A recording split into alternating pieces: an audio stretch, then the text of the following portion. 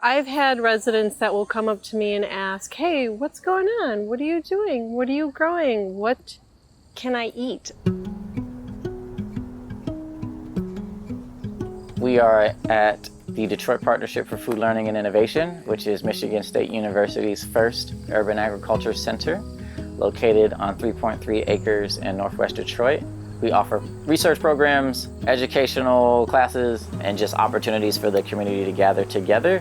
And we do that primarily through food production. So showing folks how to grow food, showing folks the variety of foods that can be grown, and also show people the value of growing food yourself and figure out mechanisms and systems for making that food more equitably available to people who need it.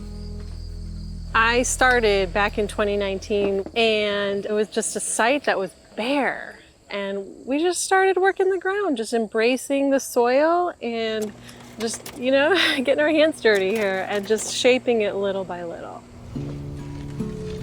There's 19 census tracts in Detroit that are considered federally designated food deserts, and 9 of those are in this area. And we have several pantries in the area that serve the neighborhood.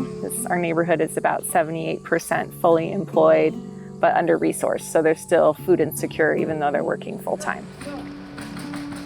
Most of the food we donate to a food pantry, the Brightmoor Connection Food Pantry.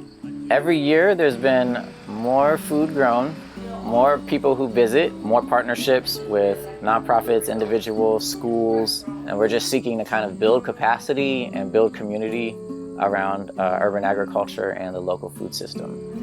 Food is community. Food is an embodiment of who we are as people, right? Like, so many people see what we're doing here in the city and what this community has been doing for 30, 40 years and more, and getting to feel like, I'm a part of that, and that collectively we're writing the next chapter, right? That's priceless.